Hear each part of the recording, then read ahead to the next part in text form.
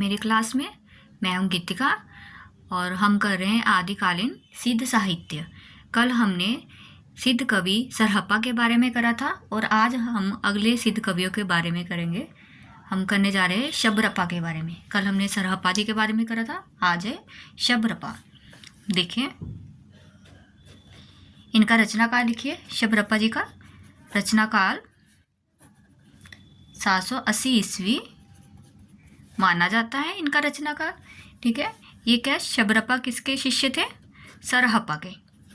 शबरपा सरहप्पा के शिष्य तथा लुइपाद के गुरु थे। ये क्वेश्चन आ जाता है, शबरपा किसके शिष्य थे?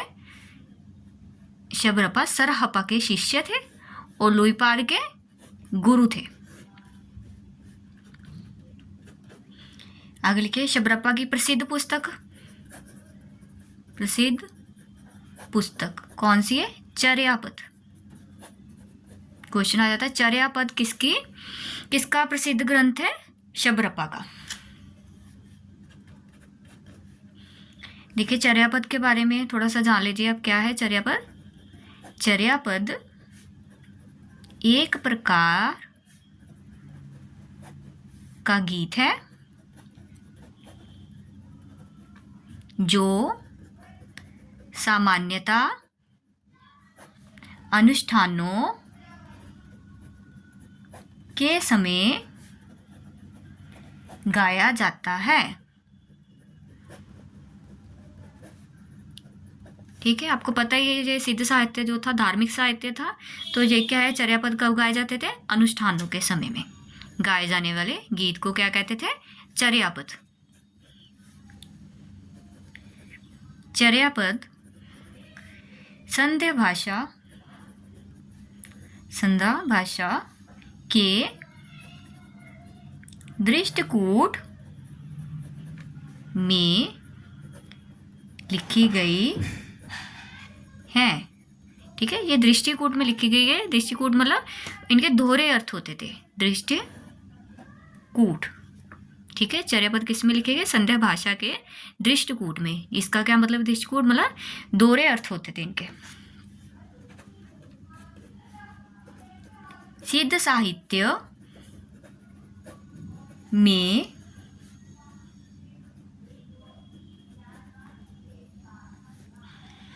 देखिए ये भी इंपॉर्टेंट है, दोहा कोश के बारे में आपको पहले बता चुके हैं। दोहा कोश की रचना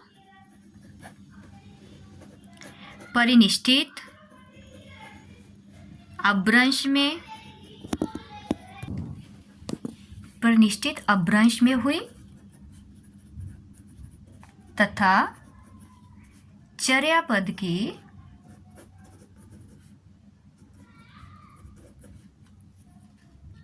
आवहट में।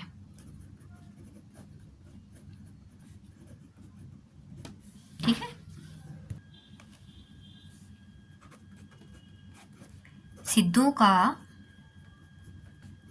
दोहा और चर्यापद संत साहित्य में क्रमशः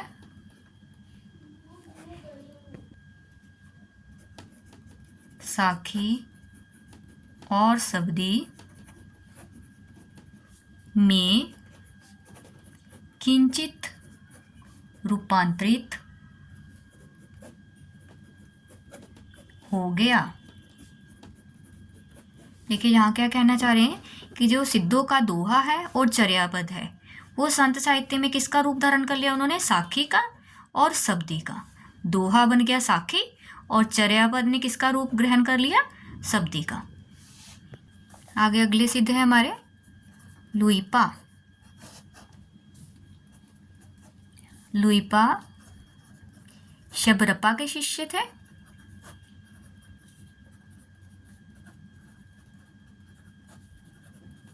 ठीक है, इससे पहले हमने शबरपा करा है, अब शबरपा के शिष्य कौन है? लुइपा। लुइपा कि कविता में रहस्य भावना की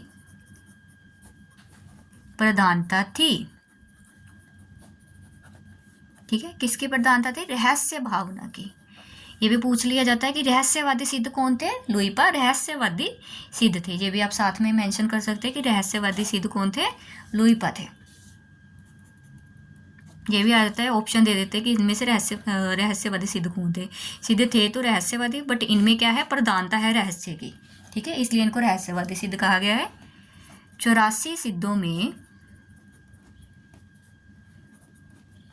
लुई पा का स्थान प्रथम तथा सबसे ऊंचा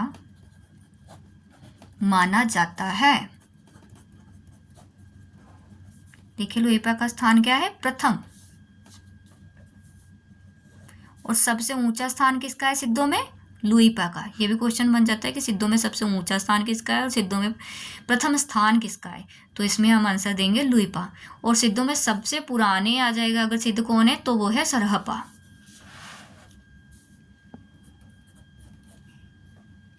देखिए, आगे इनकी महत्वपूर्ण पंक्ति आप नोट करिए।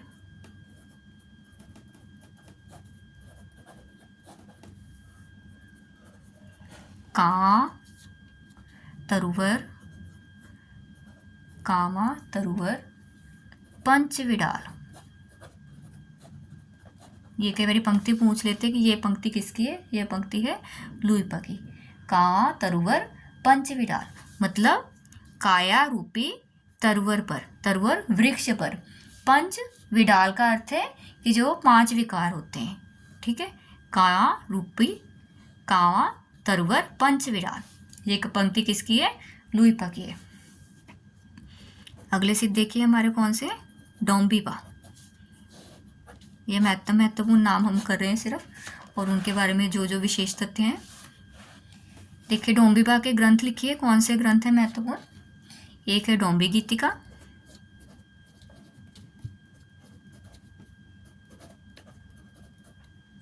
मेरे नाम से रिलेटेड हो गया ये। अगला लिखिए योगचर्या। ये आ जाता है योगचर्या किसका ग्रंथ है। और अक्षर द्विकोश,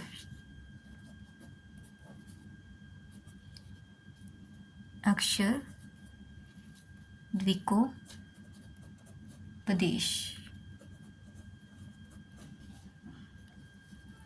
अक्षर द्विकोपदेश, अक्षर द्विकोपदेश ग्रंथ। ठीक है, अगला कन्हप्पा के बारे में लिख लीजिए। कन्हप्पा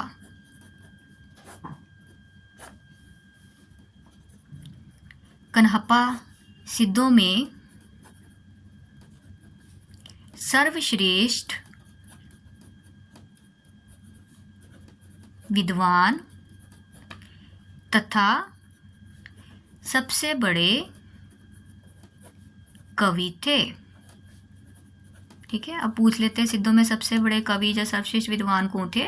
कन्हप्पा सबसे बड़े कवि, सर्वश्रेष्ठ विद्वान, ये क्या है? कन्हप्पा है। ये जो कन्हप्पा हैं वो जलंधरपा के शिष्य थे, जलंधरपा के शिष्य। ठीक है, और देखिए राहुल सांकृत्यायन ने इनके बारे में क्या कहा है? राहुल सांकृत्यायन कन्हप्पा पांडित्य और कविता में बेजोड़ थे। ये मोस्ट इम्पॉर्टेंट लाइन है, ये पूछ लेते हैं कि किसने कही है, तो आपको बताना चाहिए ये लाइन किसने कही है। राहुल सांकृत्यायन ने कही है। कन्हप्पा पांडित्य और कविता में बेजोड़ थे। आज के लिए सिद्धों के बारे में इतना ही। जो है इम्पोर्टेंट सिद्ध थे जिनके बारे में मैंने आपको बताया है, तो इनके इम्पोर्टेंट पॉइंट्स आप नोट कर लीजिए, इनको लर्न कीजिए, बार बार दोहराइए। इसके साथ ही मैं शॉर्ट्स वगैरह डालती हूँ, उसमें अपने क्वेश्चंस की रिवीजन कर लीजिएगा।